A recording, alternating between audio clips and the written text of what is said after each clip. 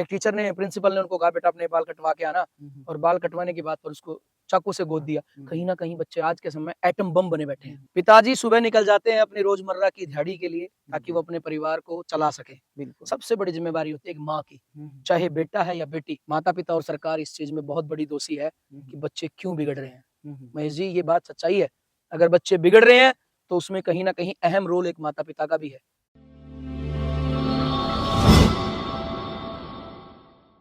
नमस्कार, आज हम आए हैं दोतोली गांव में। जीटी रोड से कुल 2 किलोमीटर की दूरी पर है और आज हम ऐसे शख्सियत से मिलने आए हैं जो कि आप अच्छी तरह से उनको जानते हो, पहचानते हो, टीवी पे आते रहते हैं, हर रील में दिखेंगे आपको। वे हमारे अध्यापक हैं और दोस्तों के दोस्त हैं। हर काम के अंदर उनकी एक लगन होती है और कुछ उनकी लाइफ के बारे में जानते हैं। तो आइए मिलते हैं हम अपने प्रिय अध्यापक से, अरुण गोस्वामी से। तो नमस्कार मास्टर जी। नमस्कार महेश जी। तो कैसे हो आप? मैं बिल्कुल स्वस्थ हूँ। मैं आपसे जानना चाहूंगा आपके एक बार जीवन के बारे में। महेश जी, सबसे पहले तो आपके दर्शकों को अरुण गोस्वामी एंकर का नमस्कार। महेश जी, अगर जीवन परिचय की मैं बात करूं तो इतना कुछ खास जीवन परिचय है नहीं, लेकिन संघर्ष से भरा हुआ जीवन परिचय है। मेरा जन्म जो है 1989 में हुआ है। उसके बाद मेरी स्कूलिंग गांव से ही हुई है। फिर गन्नौर बड़े शहर में हम लोग पहुंच गए। छठी क्लास में मैं गन्नौर में पहुंचा था। स्टडी कितनी की आपने? स्टडी मैंने एमए कंप्लीट की है। मैंने जेबीटी कर रखी है, बीएड कर रखी है एसएसएन इंग्लिश से। ग्रेजुएशन मेरी कंप्लीट है और पोस्ट ग्रेजुएशन मैंने पॉलिटिकल साइंस में कर रखी है। इस ग्रेजुएशन के सफर में बड़ा लंबा सफर रहा। 2009 में लगभग 29 नवंबर 2009 को मेरी शादी हुई और शादी के तुरंत बाद जनवरी 2010 में मेरे साथ एक ऐसा इंसिडेंट हुआ कि जिसमें मेरे को ब्रेन हेमरेज हो गया। ब्रेन हेमरेज में मेरे सर में 74 स्टिचेस हैं। वो बहुत एक बड़ा ऑपरेशन था जिसमें मेरे माता पिता ने मेरी बड़ी मदद करी और उन्होंने मुझे बचाया। उस टाइम पैसे थे इतने? नहीं, उस टाइम पैसे नहीं थे। हम एक गरीब परिवार से थे। हमारी एक छोटी सी डेयरी थी। पिताजी दूध का काम करते कितना थे। पैसा लगा हुआ? उस टाइम कम से कम 26 लाख रुपए के नजदीक लगा। पिताजी ने वो पैसा मार्केट से उठाया, यार दोस्तों से उठाया। ब्याज भी उठाया वो? बहुत स्ट्रगल किया उसके लिए, बहुत। उन्होंने उस बारे में मुझे कभी उन्होंने बताया नहीं। फिर ये कौन से सन में हुआ था? सॉरी, 2010 में जनवरी 2010 में एक माइंड डिप्रेशन की वजह से मैं एक डिप्रेशन में चला गया था। उसकी वजह से ब्रेन हेमरेज हो गया। 74 स्टिचेस मेरे सर में हैं। ये पूरा ऑपरेटेड है। पंथ हॉस्पिटल, जो कि आज लोकनायक पंथ के नाम से जाना जाता है, वहाँ वो चौथा हॉस्पिटल जिसमें मेरे को लेके जाया गया और वहां मेरा ऑपरेशन किया गया। 22 जनवरी को मेरे को ब्रेन हेमरेज हुआ। 23 जनवरी को मैं गन्नौर अग्रवाल हॉस्पिटल में रहा। 24 जनवरी को मुझे शाम को यहाँ से ले जाया गया। 2 दिन मुझे यहीं रखा गया। अच्छा जी। क्योंकि तब तक पता नहीं लग पाया था कि ब्रेन हेमरेज हो चुका है। वो भी पानीपत जाने के बाद हुए होंगे ना। यहाँ तो इतनी बड़ी फैसिलिटी थी नहीं। पानीपत गए, मधुमिता में, वहां पता लगा कि ब्रेन हेमरेज हो चुका है। फिर मुझे ले जाया गया जयपुर गोल्डन, मेदांता और एम्स ऑल इंडिया हॉस्पिटल। लेकिन जब मेरी किस्मत जो ठीक थी वो थी कि मुझे पंथ में जब एंड में ले जाया गया, वहां न्यूरो सर्जन मिला और वहां भी मेरा गुड लक था। 26 जनवरी नजदीक आ रही थी तो किसी कारणवश से अमेरिका से कोई डॉक्टर विजिट करने आए थे, उन्होंने मेरे को ऑपरेट किया। तब जाके मेरा जीवन बचा और फरवरी में मैं अपने घर आया था। 1 महीना लगा? पूरा महीना मैं हॉस्पिटल में रहा। ये मेरी जर्नी बड़ी खतरनाक थी मेरे लिए। आपको दूसरा जीवन दान मिला? दूसरा जीवन दान, इधर मेरी माता जी को थ्रोट कैंसर था और गले का कैंसर होने की वजह से उनको भी नहीं बताया था कि बेटे को। और जो आपकी नई नई शादी हुई थी उन पे क्या बीत रही है? उन पे मतलब ऐसा बुरा हाल था। मेरी सासू माँ तो वहीं से आ जाती थी खाना लेके। ठीक है। नजदीकी, दिल्ली के नजदीकी मेरे ससुराल है गुड़गांव के पास। ठीक है। जहाँ अब आजकल एम्स हॉस्पिटल खुला है बाढ़ सा, वो मेरे ससुराल है। मेरे साले दोनों मेरे साथ रहे। 2 साले मेरे दोनों मेरे साथ बहुत सपोर्ट किया। मेरे इनलाज ने मेरी बड़ी सपोर्ट करी। मेरी वाइफ ने मेरे माँ को संभाला। मेरी माता जी को ऑपरेशन के बाद बताया गया कि अरुण अब ठीक है। तब तक तो उनको बताया भी नहीं गया था। टिपिकल बहुत कंडीशन थी। 3 छोटी बहनें थी, अकेला मैं परिवार में था। पूरे परिवार में सबसे बड़ा और अकेला मैं ही था। तो अब उसके बाद तो फिर सारी जिम्मेवारी आप पे ही होगी? बहुत ज्यादा जिम्मेवारी आ गई। धीरे धीरे स्टडी कंप्लीट करी, स्टडी के साथ साथ जॉब करी। मैंने पहली जो जॉब करी गन्नौर में बीएम मॉडर्न के नाम से एक स्कूल हुआ करता था, कन्या स्कूल के जस्ट पीछे बरपाई मेमोरियल बिट्टू जी के यहाँ, तो वो चक्की के सामने स्कूल बोला जाता था। वहां से मैंने अपने जीवन का स्टार्टअप लिया। कितने दिन जॉब की? मैंने वहाँ 1 साल जॉब करी। वहां से टाइम पे कितनी सैलरी थी? 2300 रुपए पहली सैलरी मिली। 2300 रुपए? 2010 में पहली जो मेरी सैलरी थी। और घर चलाना बहुत बड़ा बड़ी मुश्किल बात है। मैंने वहाँ के साथ साथ फिर नहीं मर्जी, उसके साथ साथ मैंने हवेली पिंड बलूची में नाइट की ड्यूटी करी एज ए कैशियर में। वहाँ जॉब करता था। दिन में मैं स्कूल में जाता था हाँ जी। और शाम को मैं पिंड बलूची जो भगान में है हाँ जी, हाँ जी। हवेली, वहाँ पे मैं शाम को जॉब करता था, रात की ड्यूटी करके फिर सुबह स्कूल जाता था, 3 बजे घर आके सो जाता था, शाम को फिर नाइट ड्यूटी करता था। फिर उसके बाद धीरे-धीरे टाइम निकलता गया, 1 साल के बाद मेरी जॉब दिल्ली लग गई, मैंने गेस्ट टीचर के फॉर्म भर दिए थे। दिल्ली नई दिल्ली स्टेशन के बिल्कुल सामने पहाड़गंज पीली बिल्डिंग का स्कूल था, वहाँ 4 साल मैंने नौकरी करी। सुबह मैं कालका पकड़ता था। अब सुबह कालका पौने 5 बजे आ जाती थी स्टेशन पे। घर से मुझे 4 बजे उठ के 4:30 बजे टेम्पू पकड़ना होता था। टेम्पू मुझे गन्नौर छोड़ता था, फिर मैं कालका पकड़ता था। मैं नई दिल्ली पहुंचता था, वहां से 2 बजे मेरी छुट्टी होती थी, वहां से बठिंडा निकल जाती थी, फिर मैं कालका पकड़ता था। शाम को 6-7 बजे मैं घर पहुंचता था गन्नौर, फिर वहां से ऑटो पकड़ के घर आता था। मेरी जो टाइमिंग थी वो जॉब की टाइमिंग 12 घंटे से ज्यादा हो जाती थी। तो एक दिन माता जी ने कहा, बेटा अब 4 साल हो गए करते करते जॉब तुझे, और ये बहुत लंबा टाइम पीरियड है, तू यहीं आसपास कहीं देख ले। फिर आप लोगों के आशीर्वाद से गन्नौर में एक धनखड़ हॉस्पिटल के सामने हरियाणा मॉडर्न स्कूल के नाम से हुआ करता था, वहां मैंने एज ए हेडमास्टर जॉब काम किया। ये कौन से सन में? ये मैंने किया वहां पर 2013 में, 13 और 14 में वहां मैंने काम किया। और उसके बाद फिर मेरी मुलाकात डॉक्टर मनोज जी से हुई। डॉक्टर मनोज जी मुझे ले गए लक्ष्य स्कूल में गसोली, 2 साल मैंने वहां काम किया as a PRO, public relation officer plus coordinator. फिर उसके बाद वहां भी इतना दाना पानी था, वहां मेहनत करी, मेहनत के दम पर उस पोस्ट तक पहुंचे। धीरे मेहनत करने के बाद 2 साल के बाद फिर मैं गया प्रयास इंटरनेशनल स्कूल गन्नौर। जैसे ही मैं वहां गया उसके 15 दिन बाद लॉकडाउन लग गया। लॉकडाउन के अंदर एक कॉम्प्रोमाइज में हमने काम किया। वहां कॉम्प्रोमाइज आप समझ सकते हो किस तरह का होता है। प्राइवेट फील्ड में इंसान को काम करना बड़ा मुश्किल हो जाता है, लेकिन बहुत रिगार्ड मिला, बहुत इज्जत मिली और वहां से बहुत कुछ सीखने को मिला। जैसे ही लॉकडाउन खत्म हुआ, खत्म होते ही माता जी का देहांत हो गया और मुझे वो स्कूल भी छोड़ना पड़ा। आज फिलहाल मैं एक प्राइवेट स्कूल में, देहरा मॉडर्न शिक्षा सदन स्कूल में, मैं as a senior coordinator plus vice principal की पोस्ट पे काम कर रहा हूँ। मेरी ग्रेजुएशन पोस्ट ग्रेजुएशन कंप्लीट हो चुकी है। और इसके साथ साथ महेश जी, मैं आपको बता दूं, मैं थोड़ा बहुत माइक में बोल लेता हूँ, मंच पर बोल लेता हूँ। नहीं, आप बहुत अच्छा बोलते हैं। जो दशहरा था उस पे भी आपका बहुत अच्छा कार्य रहा है। उसमें मैं गन्नौर गौरव की तरफ से और गन्नौर वेलफेयर ट्रस्ट की तरफ से हनुमान जी की मैंने भूमिका निभाई। पिछले 4 सालों से हम लगातार गांव मेला मेला करा रहे हैं और मैं गांव का मंच भी संभालता हूँ, गांव में भरत का रोल भी करता हूँ। लेकिन बाहर अगर मुझे कोई बुलाता है तो मैं हनुमान जी का रोल वहां करता हूँ। और हनुमान जी का मैंने गन्नौर में रोल किया। सभी दर्शकों को और सभी गन्नौर वासियों को मेरा ये रोल और मेरा रूप बहुत अच्छा लगा। मैं उन दर्शकों का बार बार धन्यवाद करता हूँ और दोनों ही क्लबों का जिन्होंने मुझे इसका मौका दिया, अवसर दिया, डॉक्टर मनोज जी का और लायंस क्लब गन्नौर गौरव, उनका मैं धन्यवाद करता हूँ कि उन्होंने वो मेरे को अपॉर्चुनिटी दी। और इसके अलावा महेश जी, मैं आपको बता दूं आपके चैनल के माध्यम से, गन्नौर ही नहीं, सोनीपत ही नहीं, हरियाणा ही नहीं, भारत में जो भी लाइव प्रोग्राम होता है उस लाइव प्रोग्राम में मैं एंकरिंग का काम करता हूँ, मंच संचालन का कार्य। पहल न्यूट्रिशन का नाम आपने शायद सुना होगा, बालगढ़ में पहल न्यूट्रिशन की मेन ब्रांच है, मैं उनका परमानेंट एंकर हूँ और वो मुझे हर जगह अपने खर्चे पर और एक अच्छे रिगार्ड के साथ मुझे लेकर जाते हैं। इसके साथ साथ और भी कई सारी कंपनियों के साथ मेरा टाई अप हो चुका है, मैं उनके साथ जाता हूँ और एक अपने बोलने की कला से मेरा अच्छा सर्वाइव हो रहा है। आज आप लोगों के आशीर्वाद से मैं ठीक ठाक अपना गुजारा कर रहा हूँ। मैं पूछना चाहूंगा कि आपका कौन सा सब्जेक्ट है, कौन सा सब्जेक्ट आप पढ़ाते हो? मेरा जो मेन सब्जेक्ट है वो SST है। SST। मैं 4th, 5th, 6th और 9th क्लास तक SST पढ़ाता हूँ। इससे पहले जिन भी स्कूलों में मैंने पढ़ाया, मैंने जब प्राइमरी में पढ़ाया था तब तो सभी मेरे पास सब्जेक्ट थे। फर्स्ट क्लास मेरे पास थी पहाड़गंज स्कूल में, लेकिन उसके बाद जब मैं आया हरियाणा स्कूल में मैंने SST पढ़ाई, उसके बाद लक्ष्य स्कूल में मैंने SST पढ़ाई और मैंने प्रयास स्कूल में पॉलिटिकल साइंस पढ़ाई। लेकिन रिसेंटली मैं पढ़ा रहा हूँ SST मेरे पास सामाजिक अध्ययन का विषय मेरे पास है। आपने पिटा कभी बच्चों को? बच्चों की पिटाई तो हो जाती है कई बार, ऐसा नहीं है, देखो मैं ये नहीं कहता कि नहीं होती पिटाई, लेकिन वो पिटाई एक दायरे में होती है, क्योंकि टीचर अगर डांटेगा नहीं, फटकारेगा नहीं, देखो अगर हम सोने को अगर आकार देना चाहते हैं या लोहे को आकार देना चाहते हैं तो उसको गर्म किया जाता है, उस पर हथौड़ा लगता है, जब जाके वो सोना कानों में या हाथ में पहनने लायक होता है। ऐसे ही बच्चे हैं, बच्चे कच्ची मिट्टी होती हैं, उनमें हर तरह के बच्चे होते हैं। जैसे आपने कहा नटखट, बहुत ज्यादा नटखट भी होते हैं जो माता पिता की बात भी नहीं मानते, बहुत ज्यादा शरारती भी होते हैं जो परेशान कर देते हैं। आपके कुछ बच्चे ऐसे हैं जो कि भाई कामयाब हुए हो, आपके पढ़ाए हुए? मेरा पढ़ाया हुआ, अगर आप जानते हो शमशाद का नाम आपने सुना हो, हाँ जी, हाँ जी। शमशाद आज एक कॉलेज में वो कोच भी है और इसके अलावा DC ऑफिस में वो क्लरिकल रैंक पे काम कर रहा है। इस ऐसे तो बहुत सारे बच्चे हैं जो मैंने जब BM मॉडर्न में मैंने पढ़ाया था, वहाँ के बहुत अच्छे अच्छे बच्चे हैं जो निकल के गए। उसके बाद लक्ष्य स्कूल के बहुत सारे बच्चे हैं, उसके बाद प्रयास स्कूल के बहुत सारे बच्चे हैं जिनको मैंने पढ़ाया है, पॉलिटिकल साइंस पढ़ाया था।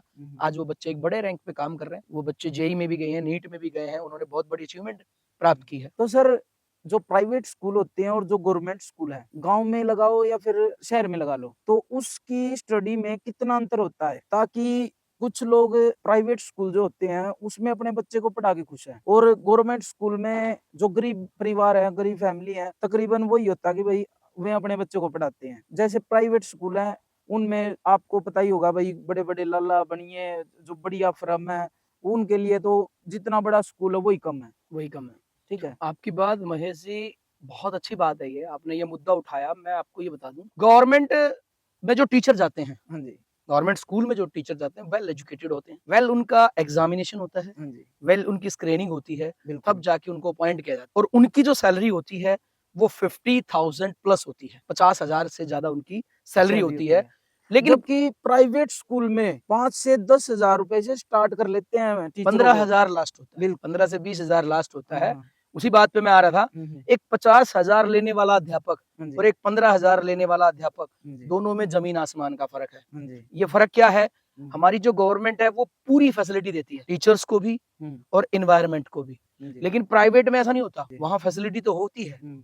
लेकिन 15,000 में खून चूस लिया जाता है। ये सच्चाई है, ये ये मैं सच्चाई कह रहा हूँ। हम्म। लेकिन उस खून चूसने में वो 15,000 वाला आदमी पूरी मेहनत करता है, वो ताबड़तोड़ मेहनत करता है। वो घर से तैयार होके जाता है, हम्म। बच्चे क्लास में क्या पूछेंगे उसको सब पता होता है, बिल्कुल। उसको उसके पास अपनी लेसन प्लानिंग होती है। तो वहां जब बच्चा टीचर तैयार होके जाएगा तो बच्चे के मन में कोई भी क्वेश्चन होगा तो फटाक से आंसर होगा। लेकिन 50,000 वाला आदमी बेफिक्र होके जाता है, उसको ये डर होता है किसी दिन कोई चेकिंग आ गई तो ठीक है, नहीं तो चल रहा है।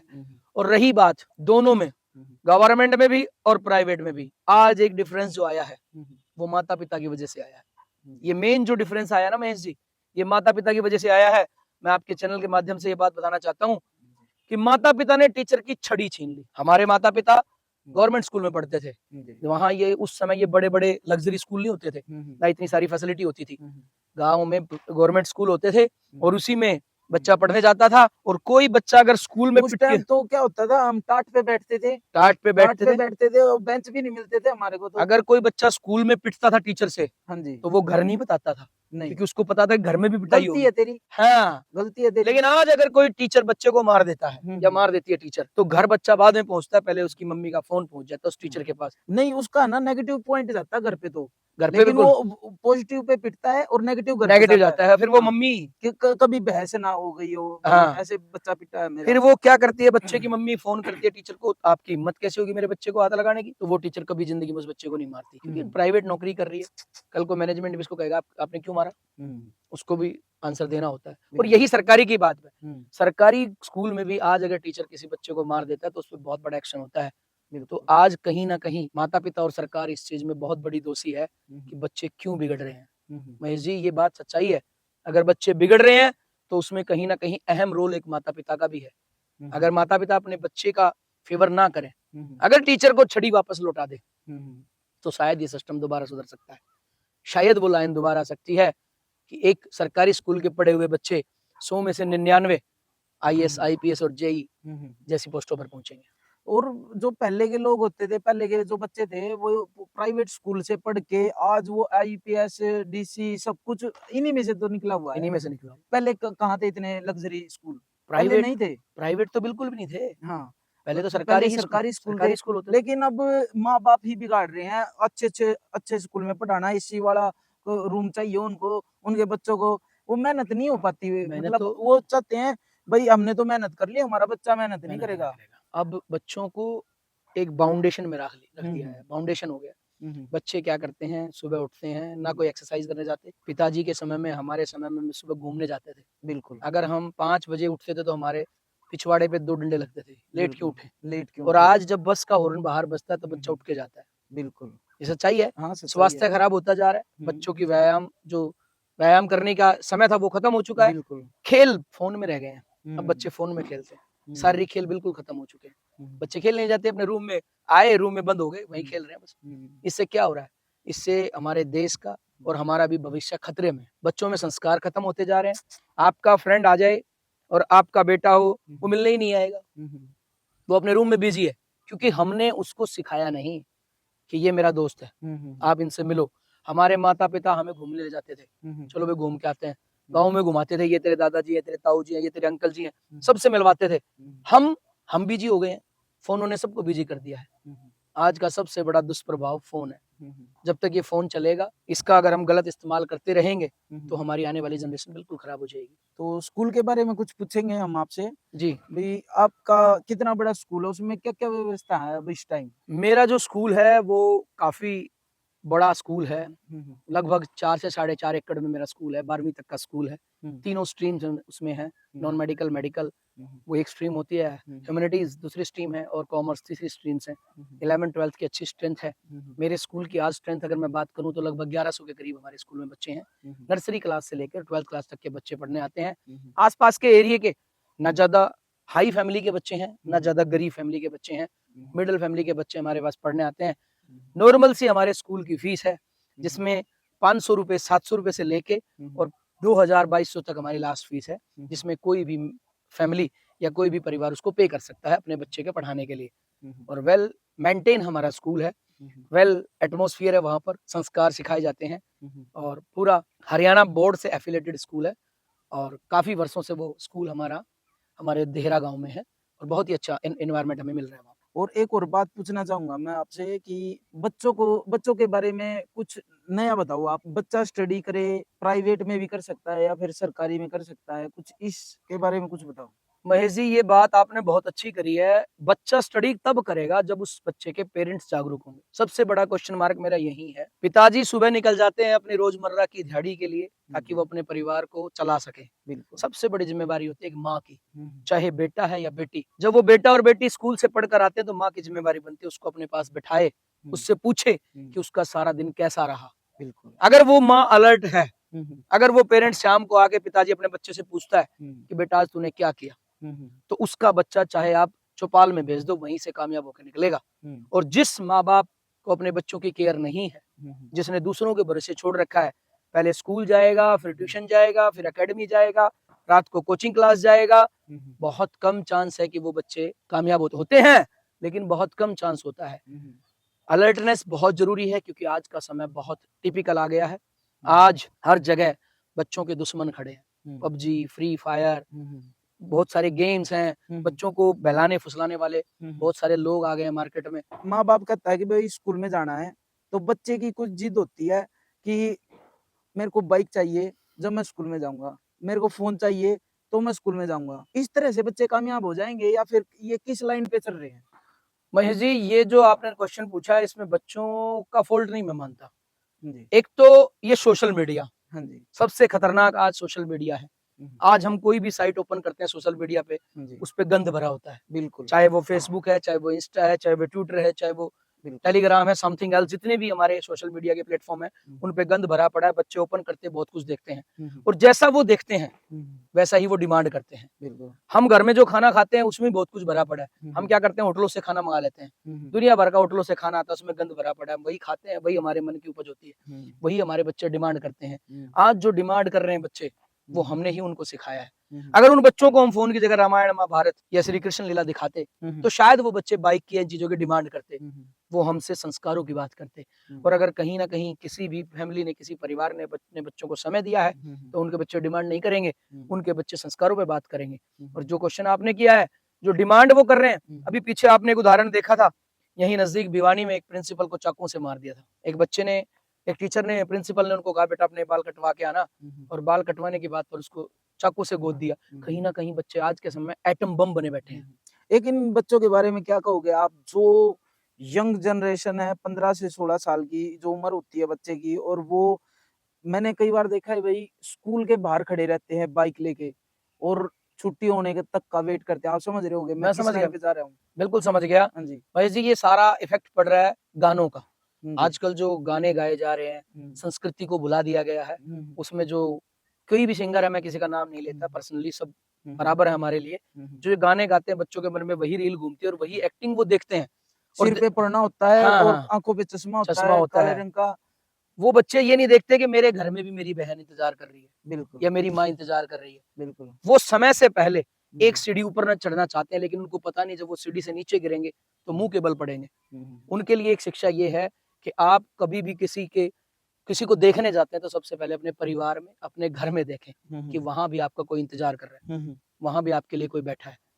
तो ये आपने बिल्कुल ठीक बात कही। जो बच्चे स्कूल के बाहर इंतजार कर रहे हैं, कहीं ना कहीं उनके माता पिता उनकी केयर नहीं कर रहे। अगर माता पिता उनकी केयर करते हैं तो कोई बच्चा स्कूल के बाहर आपको खड़ा नहीं मिलेगा। बिल्कुल। आज हम आए थे दोतोली गांव में और हम अपने टीचर से मिलने, और इन्होंने आपको अच्छी अच्छी बात बताई, लेकिन ये अपनी जबान से कुछ आपको कहना चाहेंगे भाई, किस तरह से अपने बच्चों को आगे शिक्षा दें, अच्छी शिक्षा देंगे आपको? एक बार अरुण जी।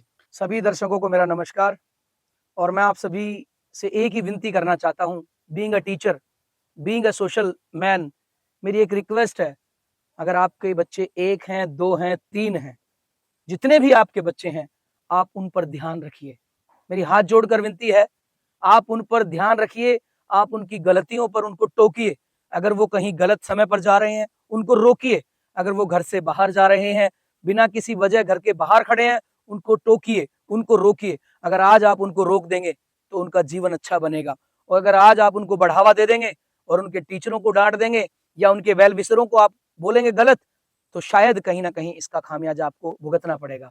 मेरा इतना ही ये संदेश है कि अपने बच्चों को बचाना है तो संस्कार सिखाइए। बच्चों के लिए सिर्फ एक ही बात है, बेटा पढ़ो, लिखो और शिक्षित बनो, और देश का और अपने माता पिता और अपने परिवार का नाम गौरवान्वित करो।